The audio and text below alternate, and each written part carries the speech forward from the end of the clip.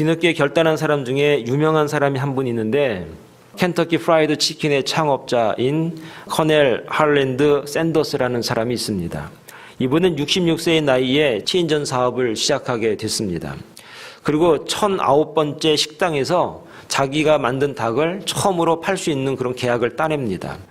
그러니까 1008번은 실패하고 1009번째 성공했다 이래서 1008번의 실패와 1009번째 성공이라는 말을 남기기도 했습니다. 더 중요한 사실은 그가 퇴역 군인이었습니다.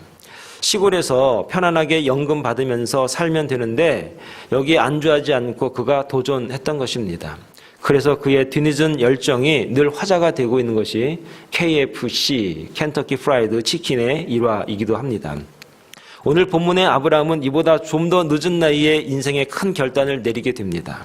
그 결단이 자신의 인생을 바꾼 것이 아니라 인류의 역사적인 결단이었을 줄 아마 그가 미처 상상하지 못했을 겁니다. 오늘 그에게 하나님은 어떤 결단을 내리라고 하는가? 75세에 그가 결단을 내리고 그가 떠납니다. 우리도 이와 같이 결단해야 될 때가 있을 때 누구를 거울 삼을지 고민하게 됩니다. 그러한 의미에서 오늘 말씀이 우리에게는 지혜가 되고 또 우리 인생에 큰 거울이 될 수 있는 그런 귀한 시간이 되기를 간절히 축원을 드리겠습니다. 먼저 하나님은 아브라함에게 고향과 친척과 아비집을 떠나라 1절에 그렇게 말하고 있습니다. 1절의 말씀에 보니까 이렇게 말합니다. 여호와께서 아브라함에게 이르되 너는 너의 고향과 친척과 아버지의 집을 떠나 내가 내게 보여줄 땅으로 가라. 이렇게 말합니다. 이 문장에서 가장 중요한 단어가 가라는 의미입니다. 가라, 떠나라, 가라는 의미입니다. 정확한 지명을 먼저 이야기하지 않으십니다. 보여줄 땅으로 가라 이렇게 말합니다. 본토와 친척과 아비집을 떠나라는 것입니다. 떠나야 할 곳에 대해서는 원문에서 3번이나 접속사를 써가면서 강조를 합니다. 가라는 곳은 명확한데 어디를 돌아서 어떤 산을 넘어가든지 아니면 그곳이 어떤 곳인지 전문적인 내용은 말씀하지 않으시고 75세 된 아브라함에게 떠나야 할 곳에 대해서만 말하십니다. 왜 이렇게 말씀하시는가? 이것을 해석하기 위해서는 우리가 11장의 바벨탑 사건에 대해서 우리가 이야기할 수 있어야 됩니다. 창세기 10장에 보면 셈의 후손들의 이야기가 나옵니다. 그리고 갑자기 11장 1절에서 9절에 바벨탑 사건 이야기가 나오는 겁니다. 11장 1절에 보면은 온 땅의 언어가 하나요, 말이 하나였더라 그럽니다. 최소한 바벨탑 사건 전 창세기 11장까지는 우리가 언어가 하나였다는 겁니다. 그런데 11장 2절에 보니까 이에 그들이 동방으로 옮기다가 시날 평지를 만나 거기 거류하며, 시날 평지에서 사람들이 말이 잘 된 겁니다. 여기가 어디냐면 아브라함이 살던 본토인 갈대아 우르라고 하는 지역이 바로 시날 평지인 겁니다. 교통의 중심지이며 일찍이 대학이 생겨졌습니다. 큰 도서관이 세워졌던 곳이 시날 평지였고 갈대아 우르였습니다. 그러다 보니까 자연스럽게 각 지역 사람들이 몰려들었을 것이고 종교와 우상이 성행했을 것입니다. 여기서 사람들이 소위 말해서 서로 말이 잘 통했습니다. 뜻이 모아졌습니다. 말이 된다는 얘기는 이제 자신들의 마음이, 자신들의 뜻이 하나가 됐다는 얘기입니다. 그리고 그들이 계획한 것이 하나 있는데 벽돌로 탑을 쌓아 그리고 역청으로 진흙을 대신하자, 그렇게 서로 말하는 겁니다. 그들은 모두 노아의 후손들입니다. 홍수를 다 경험했습니다. 그래서 언제나 물에 대한 두려움이 그들에게 있었던 것이 아마 사실일 겁니다. 지금 도시를 건설하고 장사도 잘 되고 잘 사는데 어느 날 갑자기 우리에게 또다시 심판, 재앙이 오면 어떻게 하겠는가? 우리 탑을 쌓자. 그리고 역청치를 하자. 안팎으로 잘 해가지고 물이 새지 않도록 잘 탑을 만들자. 그들이 그렇게 생각을 하고 뜻을 모았던 것입니다. 바로 이것은 하나님에 대한 적대감의 표현인 겁니다. 다시는 하나님의 심판에도 살아남을 수 있을 탑을 쌓아 올리자는 것이 그들의 결과였습니다. 결과는 어떻게 됐는가? 하나님께서 기뻐하지 않으시고 심판하십니다. 이 사건의 중심적인 내용은 11장 4절에 나오는데 이렇게 말합니다. 지혜와 힘을 집결하여 우리의 이름을 내고 온 지면에 흩어지지 않게 하자, 이 말입니다. 하나님 중심이 아닙니다. 사람이 중심이 되는 세상을 만들자는 것이 바벨탑의 속 내용인 것입니다. 이것을 떠나게 하는 것이 하나님의 뜻이었던 겁니다. 노아의 홍수로 심판하시고 하나님만 바라보는 신앙과 삶이 되길 원하셨지만 사람들은 다시 죄를 짓고 하나님 중심이 아니라 자기의 생각과 지혜와 뜻을 모아서 이제 하나님과 정면으로 한번 승부를 걸어보려고 하는 노력이 그들 가운데 있었다는 겁니다. 그래서 하나님은 아브라함에게 은혜를 주십니다. 그를 불러내시는 겁니다.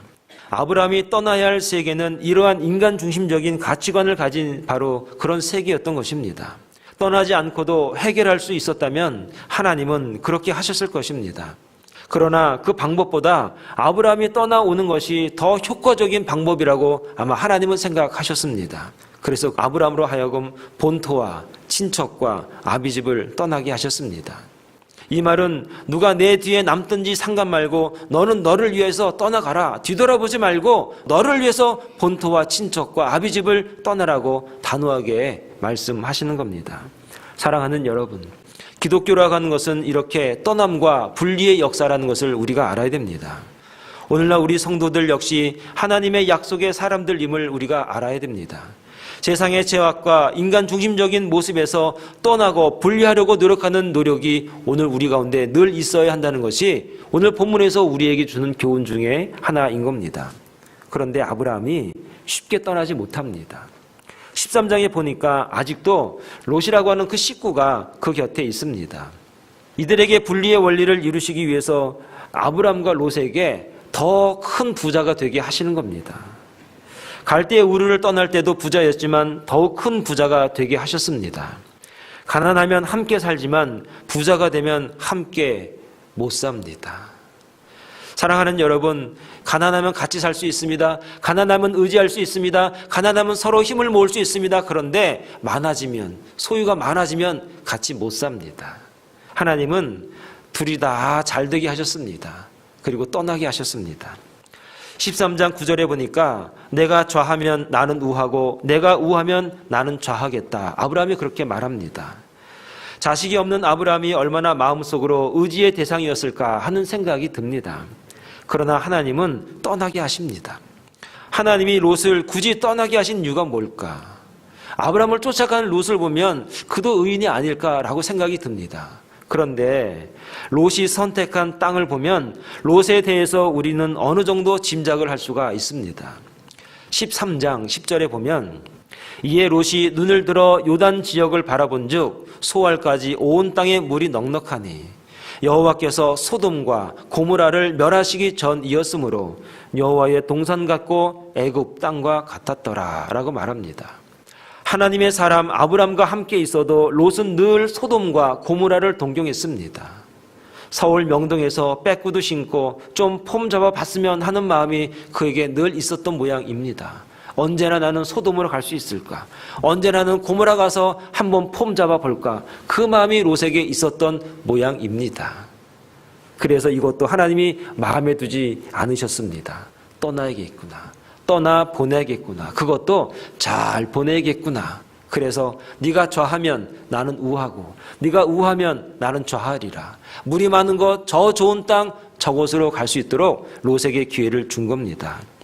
사랑하는 여러분, 오늘 우리들이 아직까지 가지고 있는 세상의 것이 있다면 여러분 무엇이 있습니까? 아직 버리지 못한 것이 있다면 무엇이 있습니까? 하나님의 음성을 듣고 주의 말씀을 따라서 산다고 하지만 아직까지도 내가 버리지 못하고 있었던 것이 있으면 무엇이 있습니까? 떠나보내셔야 합니다. 떠나보낼 수가 없다면 내가 떠나와야 됩니다. 이것이 바로 약속 있는 백성이 살아가야 될 방법이라는 것을 저와 여러분들이 깨달을 수 있기를 바랍니다. 하나님은 아브라함에게 떠나라고 말씀하셨습니다. 두 번째로 하나님은 아브라함에게 복이 되라 그렇게 2절에 말씀하십니다. 2절 말씀에 보니까 내가 너로 큰 민족을 이루고 내게 복을 주어 내 이름을 창대하게 하리니 너는 복이 될지라 그랬습니다. 옛날 성경에 보면 복의 근원이 될지라 그렇게 나와 있습니다. 그럼 복이 되라는 의미가 무엇입니까? 스가랴 8장에 보니까 아브라함이 물질적인 복을 받았기 때문에 그 복을 말하는 것입니까? 아니면 아브라함의 이름을 빌어서 복을 빌라는 의미입니까? 사실 성경의 이야기를 앞뒤로 잘 정황을 보면 그렇게 하라는 의미도 되는 것 같습니다. 이것은 사실 어떤 의미가 더 많이 있냐면 너는 이제 복이 되라, 복의 기준이 되라 하는 의미인 것입니다. 이제 아브라함을 기준으로 복을 받기 위한 삶이 정확한 기준이 만들어져야 되기 때문에 아브라함에게 이제 말합니다. 너는 복이 되라. 복 자체가 되라. 그렇게 말씀을 하는 겁니다. 기준이 된다는 것은 복이 아브라함 개인으로 그치는 것이 아니라는 겁니다. 아, 복이구나. 그럼 나는 어떻게 되는가? 이제 복을 바라보는 사람, 복을 동경하는 사람들이 생기게 되지 않겠습니까? 그렇기 때문에 3절 하반절에 보면 이렇게 말합니다. 너를 축복하는 자에게는 내가 복을 내리고 너를 저주하는 자에게는 내가 저주하리니 땅의 모든 족속이 너로 말미암아 복을 얻을 것이라 말씀합니다. 아브라함 때문에 잘 되고 혹은 못 되기도 한다는 얘기입니다. 그러니까 너를 통해서 복을 받을 수도 있고 너를 통해서 저주받을 수도 있다는 얘기입니다. 자, 이 말이 어떤 의미가 있을까? 여기서 우리는 하나님의 사람이 매우 중요하다는 것을 우리에게 말씀하십니다. 하나님의 사람에 대하여 어떤 태도를 갖는가에 따라서 그 사람의 운명이 결정이 된다는 얘기입니다. 의인을 축복하는 자는 하나님의 축복을 받게 되지만 의인을 저주하는 자는 그 저주가 자기에게 임하게 된다는 의미가 오늘 3절 말씀 아니겠습니까? 오늘 이 말씀을 더 자세하게 해석을 해드리기 위해서는 우리가 신약의 마태복음 10장 40절 말씀을 좀 보면 됩니다. 너희를 영접하는 자는 나를 영접하는 것이요 나를 영접하는 자는 나 보내신 이를 영접하는 것이니라. 선지자의 이름으로 선지자를 영접하는 자는 선지자의 상을 받을 것이요 의인의 이름으로 의인을 영접하는 자는 의인의 상을 받을 것이요 또 누구든지 제자의 이름으로 소자 중 하나에게 냉수 한 그릇이라도 주는 자는 내가 진실로 너희에게 이르노니 그 사람은 결탄코 상을 잃지 아니하리라 말씀하셨습니다. 중요한 것은 하나님의 사람이 하나님의 사람으로 보여야 되는 것입니다. 예수 믿는 사람이 예수 믿는 사람이 되어야 하는 것입니다. 대접받는 사람이 어떤 사람이 되느냐가 굉장히 중요합니다. 내가 하나님의 사람, 의인의 모습이 있으면 대접받는 사람의 마음도 좋을 것입니다. 그러나 세상 사람만도 못할 때 우리들은 시험의 대상이 될 수 있다는 것을 우리가 알아야 됩니다. 나 때문에 복을 받을 수 있습니다. 그런데 나 때문에 저주받을 수 있습니다. 내가 하나님의 사람으로 서 있지 못한다면, 하나님의 모습으로 서 있지 못한다면 나 때문에 저주받을 사람이 더 많을 수도 있다는 얘기입니다. 이것은 굉장히 중요한 신앙의 도전입니다. 아브라함에게 복이 되라는 것입니다. 그럼 땅의 모든 족속이 복을 얻을 것입니다. 분명한 사실입니다. 하나님 믿고 사는 것이 쉬운 줄 알았습니다. 그런데 더 어려운 것입니다. 내가 복의 근원이 되어야 됩니다. 나 때문에 복 받을 사람 많아야 되는데 내가 그렇게 되기란 굉장히 힘들고 어렵다는 것입니다. 이유는 나만 잘 되고 편안하면 다가 아니기 때문입니다. 나 때문에 잘 되는 사람이 있어야 됩니다. 나 때문에 가족이 잘 되고 자식이 잘 되어야 됩니다. 더 나아가서 이방인들이 더 잘 되어야 됩니다. 하나님 믿어야 됩니다. 그들이 신앙인의 자리에까지 나오게 해야 됩니다. 내가 분명한 기준으로 서 있어야만이 이방 사람들이, 믿음이 연약한 사람들이 온전히 쓸 수 있다 하는 것입니다. 축복의 통로가 되라는 것입니다. 조금 더 확대해서 말씀을 드려보겠습니다. 열심히 공부합니다. 나를 위한 일입니다. 그런데 남을 위해서 잘 사용하는 데까지 이르러야만이 그것이 바로 축복의 통로의 역할이 된다는 얘기입니다. 하나님의 약속은 여기에서 멈추지 않으십니다. 창세기 22장 18절의 말씀에 보니까 이렇게 말씀합니다. 또 내 씨로 말미암아 천하 만민이 복을 받으리니 이는 내가 나의 말을 준행하였음이니라 하였다 하니라. 아브라함의 씨를 말씀하시는 겁니다. 아브라함의 씨가 복의 기준이 될 수 있다라는 축복된 말씀, 예언의 말씀을 하나님이 아브라함에게 하십니다. 아브라함의 혈통에서 누가 납니까? 결국 예수 그리스도를 말씀하고 있습니다. 그래서 바울은 갈라디아에서 3장 8절에 이렇게 말합니다. 또 하나님이 이방을 믿음으로 말미암아 의로 정하실 것을 성경이 미리 알고 먼저 아브라함에게 복음을 전하되 모든 이방인이 너로 말미암아 복을 받으리라 하였느니라. 그러므로 믿음으로 말미암는 자는 믿음이 있는 아브라함과 함께 복을 받느니라. 예수님을 믿는 믿음이 아브라함을 믿는 믿음이 된다. 예수님을 믿는 믿음이 아브라함이 가지고 있었던 그 믿음과 동일하다라고 말씀을 하는 겁니다. 사랑하는 여러분, 예수 믿는 저와 여러분들이 아브라함의 믿음을 소유한 자라는 얘기인 것입니다. 오늘 저와 여러분들이 바로 믿음이 되어야 됩니다. 바로 복이 되어야 됩니다. 복의 근원이 되셔야 됩니다. 그것이 무엇인가? 예수님을 영접하면, 예수님을 온전히 믿으면 아브라함이 믿었던 그 믿음을 통해서 복을 받았듯이 우리가 그 복을 받아 누리게 된다는 사실을 오늘 말씀하고 있는 겁니다. 사랑하는 여러분, 예수 믿으면 복 받습니다. 예수 믿으면 복이 됩니다. 복의 기준이 나도 될 수 있습니다. 예수 믿으면 됩니다. 예수 믿으면 복 받습니다. 예수 믿으면 구원 받습니다. 예수 믿으시기 바랍니다. 이러한 하나님의 약속을 받은 아브라함에게 몇 가지 변화된 삶의 태도가 나타나는데 그 태도가 무엇이냐? 첫째는 이제는 말씀을 따라갑니다. 하나님의 말씀에 드디어 순종하게 됩니다. 한번 4절 말씀을 다 같이 한번 읽어보겠습니다. 이에 아브라함이 여호와의 말씀을 따라갔고 롯도 그와 함께 갔으며 아브라함이 하란을 떠날 때에 75세였더라. 75세가 됐을 때 그가 비로소 하나님의 말씀을 따라갑니다. 바로 하나님의 말씀에 온전히 순종하면서 하나님의 말씀을 따라서 인도되는 삶이 그의 삶이었다는 것입니다. 사람의 생각과 이성으로 판단했을 때 무모한 짓이 무엇이냐면 하나님의 말씀을 따라가는 겁니다. 보이지도 않는데 그 음성을 듣고 그 말씀을 따라갑니다. 그렇게 사는 건 너무나 어리석지 않냐고 말씀하지만 그러나 그것이 믿음이었던 것입니다. 오늘 저와 여러분들이 누구를 따라갑니까? 누구를 의지하십니까? 우리에게 주어져 있는 이 말씀을 따라가는 저와 여러분 되기를 바랍니다. 오늘 여기서 쓰여져 있는 이 말씀이라고 하는 단어가 히브리 원어에서는 다바르 이렇게 발음을 하게 했습니다. 다바르라고 하는 단어의 원래 뜻은 명령이라는 겁니다. 하나님의 말씀을 명령으로 여긴 겁니다. 이젠 옛날처럼 그냥 지나가고 흘려듣고 대충대충 살았는데 그렇지 않습니다. 하나님의 음성을 들었습니다. 그 말씀을 따라가는 것이 자신의 삶에 있어서 가장 중요한 원리가 되고 말았습니다. 말씀을 따라가는, 명령을 따라가는 인생이 되었던 것입니다.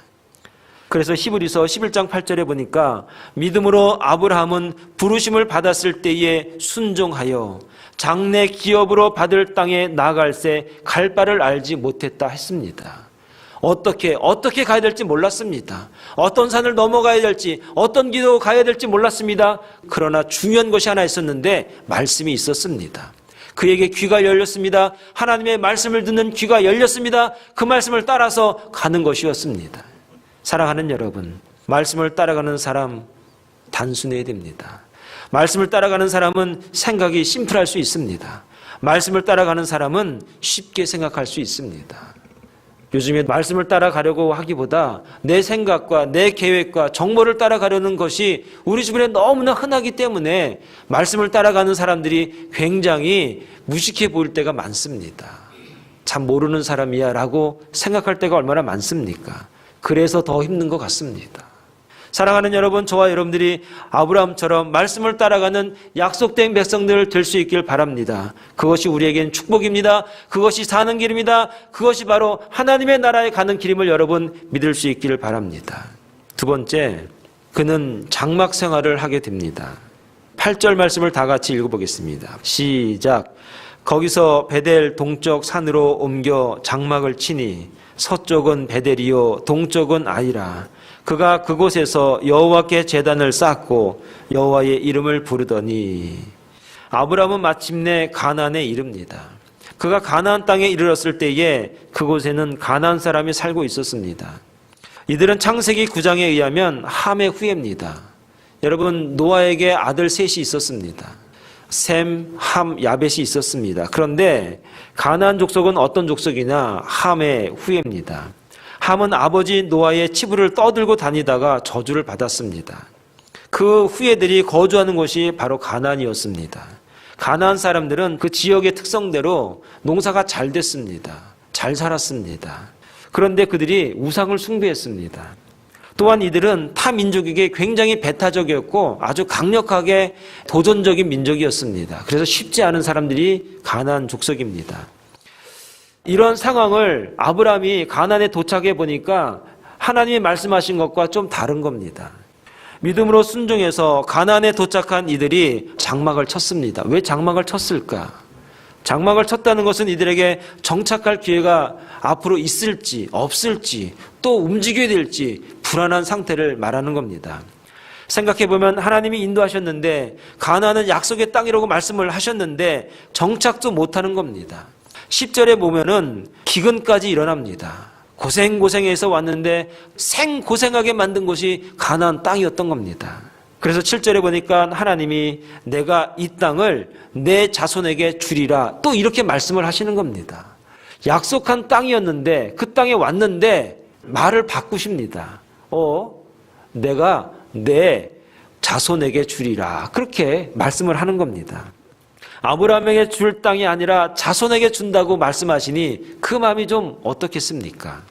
75세 때 마음 먹겨 결단하고 떠났는데 고생이 말이 아니었습니다. 그런데 아브라함은 그 마음에 하나님에 대한 신뢰를 저버리지 않았습니다. 히브리서 11장 9절에 보면 그 아브라함의 그 상태와 그 마음을 잘 이야기하는데 이렇게 말합니다. 믿음으로 그가 이방의 땅에 있는 것 같이 약속의 땅에 거류하여 동일한 약속을 유업으로 함께 받은 이삭과 및 야곱과 더불어 장막에 거하였으니 그가 장막에 거한 것은 믿음으로 거한 겁니다.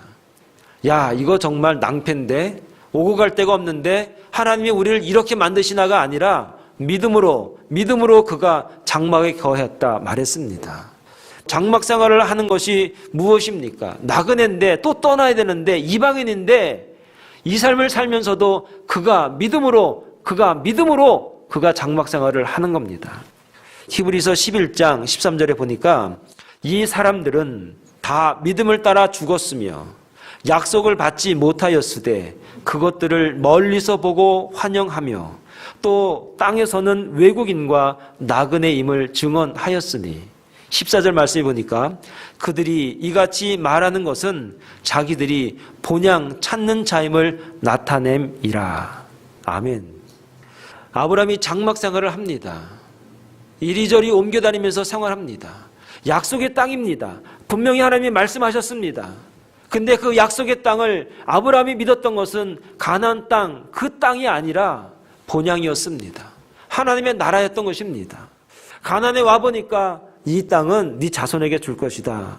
아, 그래요 하나님? 내 땅은 어디죠? 내 땅은 본향이야. 하나님의 나라야. 아, 그렇군요 하나님. 내 땅은 이렇게 흙으로 된 땅이 아니라 하나님과 함께하는 저 본향이군요. 내가 가야 할 땅, 내가 걸어가야 할 땅, 내 인생의 목적, 내 영혼의 목적, 그 땅은 천국이군요. 하나님의 나라였군요 하는 것입니다. 아브라함이 가나안 땅에 왔을 때 험악한 사람들을 많이 만났습니다. 고생했습니다. 그러나 그가 불평하지 않고 그 장막 생활을 영위할 수 있었던 이유가 무엇입니까? 그는 본향을 향하는 사람이었던 것입니다. 하나님의 나라를 향했던 사람입니다. 하나님의 나라를 향해서 주의 말씀을 따라서 하나님의 음성을 따라서 그가 살았던 인생이었던 것입니다. 사랑하는 여러분, 오늘 저와 여러분이 이 땅에 약속을 받은 민족이면 맞습니다. 저와 여러분 분명히 하나님이 약속하셨고 구원받은 백성입니다. 이 땅에서 힘들고 어려운 인생을 살아갑니다. 내일이 어떻게 될지 또 어떤 지역으로 옮겨갈지 모릅니다. 그러나 우리의 인생 결국 궁극적인 목적은 하나님의 나라 본향인 것입니다.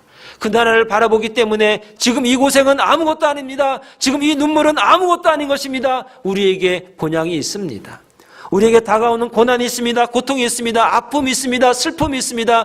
육신의 질병이 있습니다. 그러나 이것은 아무것도 아닙니다. 본향을 향하기 때문입니다.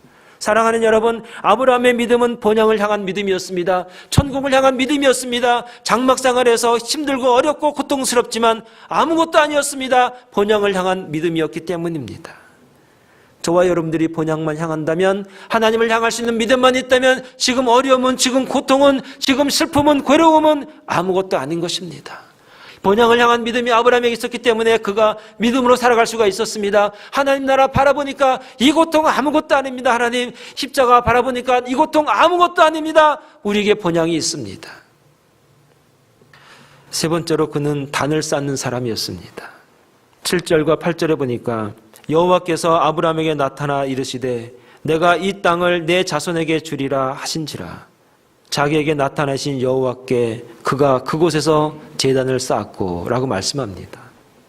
이제 아브라함은 장막상을 하면서도 옮기는 데마다 그가 단을 쌓기 시작합니다. 12장 7절에도 보면 단을 쌓았습니다. 12장 8절에도 보면 단을 쌓았습니다. 13장 4절에도 보면 그가 처음으로 제단을 쌓은 곳이라 그가 거기서 여호와 이름을 불렀더라 말씀합니다. 13장 18절에도 이에 아브라함이 장막을 옮겨 헤브론에 있는 마므레 상수리 수풀에 이르러 거주하며 거기서 여호와를 위하여 장막을 쌓았더라라고 말합니다. 사랑하는 여러분, 아브라함은 이제 장막을 옮기면서도 이제 하나님 원망하는 것이 아니라 단을 쌓고 예배하면서 하나님 부르는 사람이 되었습니다. 장막을 옮기는 곳마다 단을 쌓습니다. 장막을 옮기는 곳마다 여호와의 이름을 부릅니다. 그리스도인들의 생활은 제단과 장막의 생활이라는 것을 우리가 알아야 됩니다.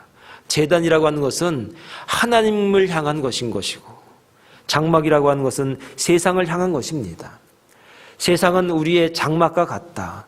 언제 우리가 텐트 걷어서 옮겨야 될 세상이다 라고 하기 때문에 장막을 보면서 우리가 세상을 향하는 마음이 있어야 되는 것이고 제단을 통해서 하나님과의 온전한 관계를 잘 유지하고 만들어 가야 하는 것입니다. 아브라함은 환경이 바뀔 때마다 하나님을 찾았고 단을 쌓았습니다. 하나님과의 관계를 곤고히 했습니다. 그가 실수를 해서 시리에 빠져 있을 때도 단을 쌓았고 하나님을 불렀습니다. 그가 잘하고 하나님 앞에 칭찬 드릴 때도 단을 쌓고 하나님을 예배했습니다. 이런 그를 하나님이 보호하시고 복을 주셨고 은혜를 주셨습니다. 사랑하는 여러분, 본향을 향하는 저와 여러분, 이 땅에서 하나님의 말씀을 따라 살아갈 수 있길 바랍니다. 본향을 향하는 저와 여러분 되기를 바랍니다. 그리고 이 땅에 사는 동안 장막을 옮길 때마다 힘들고 어려움과 고통이 다가올 때마다 단을 쌓고 여호와의 이름을 부를 수 있기를 바랍니다. 이제 저와 여러분들이 복의 기준이 되어야 됩니다. 말씀을 따라 가시기 바랍니다. 본향을 향하시기 바랍니다. 단을 쌓고 여호와의 이름을 힘껏 부를 수 있는 우리 사랑의 동산교회가 되기를 간절히 축원을 드리겠습니다. 기도하겠습니다.